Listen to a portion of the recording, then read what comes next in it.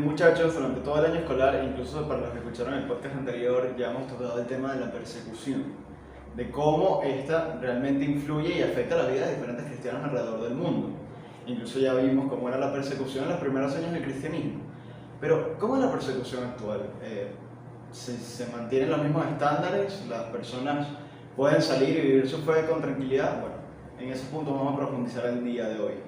Para tener en cuenta esto, hay que considerar que una de las principales pautas de los derechos humanos, que de ese punto vamos a hablar dentro de pocos minutos, toca el tema de la libertad religiosa.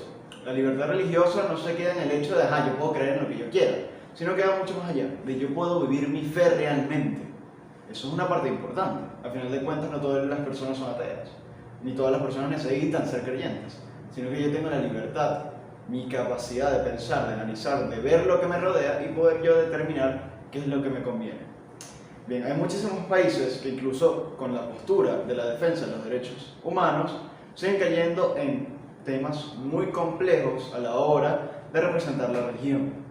Hay muchísimos ejemplos, por lo menos en Arabia Saudita, por poner un ejemplo aislado, se prohíbe incluso la presentación de signos religiosos e incluso la construcción de diferentes iglesias.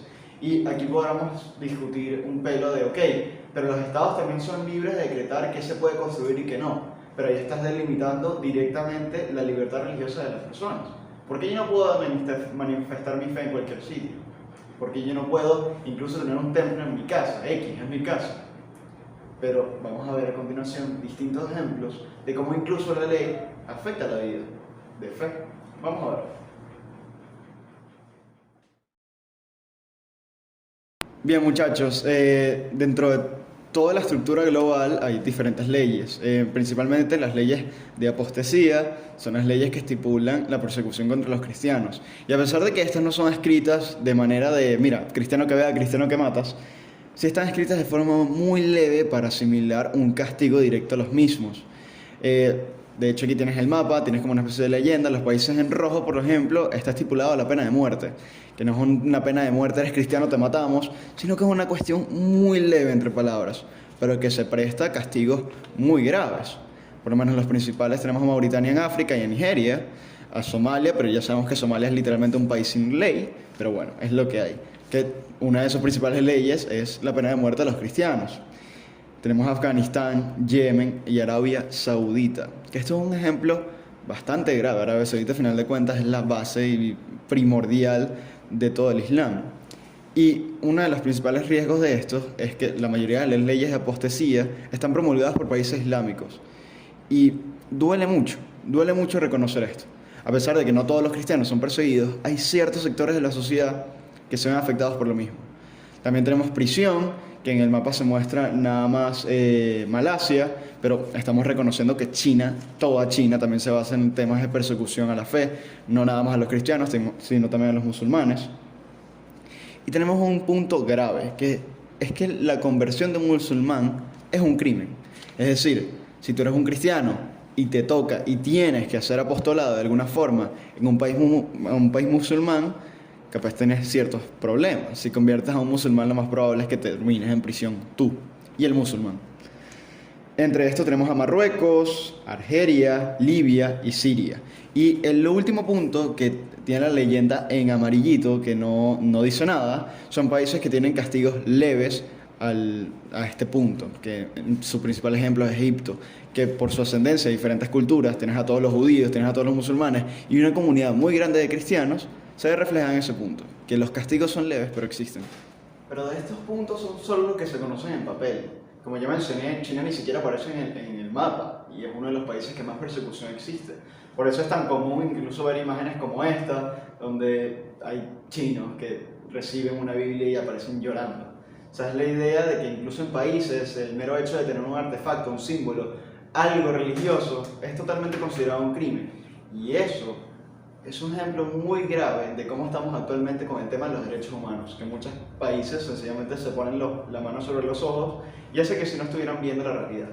Y eso es un problema muy grave. Incluso hay países que aseguran y asimilan un Estado totalmente laico, como ya hemos hablado en el año, que por lo menos Turquía, que incluso prohíbe la educación en la fe cristiana. No existe. Un colegio como este, Río Claro, que a pesar de que no se basa directamente en la educación y en el adoctrinamiento religioso, pero sí tenemos la materia de religión, no existiría ya. La educación tiene que ser musulmana, a pesar de estar en un estado laico. Y ese punto es muy complejo de percibir. A final de cuentas, sí, la educación es parte de los padres, pero el elemento educativo religioso se pierde, que eso elimina todo campo de apostolado real en esos países. También hay muchos puntos, muchos elementos, que tenemos noticias como esta, donde presenta que incluso en Kenia, que ni siquiera aparece en los países con leyes de apostilla, pero siguen persiguiendo muchísimos cristianos, siguen persiguiendo muchos. Incluso hay un ejemplo, de hecho hay un caso, que seguramente lo voy a poner la noticia en algún lado, que habla que al menos unos 28 personas murieron en un autobús perseguidos por la policía keniana en la parte sureste del país. Y esos son casos muy aislados, son casos donde nada más el 50% se conoce de los grandes asesinatos en masa que hay de cristianos.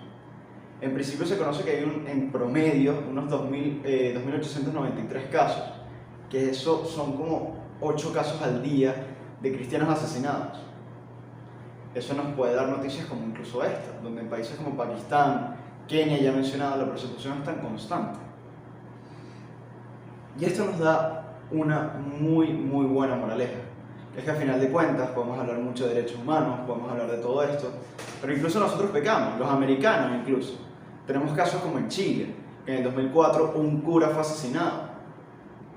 O incluso actualmente en el 2019, donde es tan común ver casos en Chile y en Argentina de quemar templos, quemar iglesias, que eso incluso pasa desapercibido a muchos de nosotros. Nos parece como, bueno, es cosa de chilenos. No, es cosa de cristianos. Nos tenemos que apiadar un poco, ver un pelo el contexto de la historia y darnos cuenta de, concha, la situación donde estamos viviendo.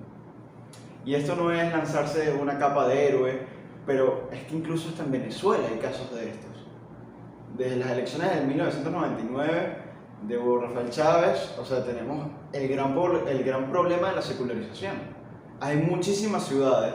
Nosotros, ciudades grandes, Barquisimeto, Valencia, Maracaibo, tal vez no lo notamos, pero hay pueblos donde realmente reconocerse como cristiano es un problema grave. Son cosas que no ves en las noticias, pero son cosas que pasan. Y es necesario reconocerlo y apiadarnos un poco y darnos cuenta que la libertad religiosa es un derecho fundamental para el crecimiento de las personas. Da igual donde estés. Tenemos incluso el caso de Malala Yousafzai, que a pesar de no ser cristiana, logró demostrar que era una comunidad tan perseguida, tan gravemente perseguida. Sencillamente porque era una mujer y quería estudiar y ya. Y no nos podemos tapar los ojos y ver hacia otro lado, sino estar presentes. Muchas gracias por ver, nos vemos en la siguiente.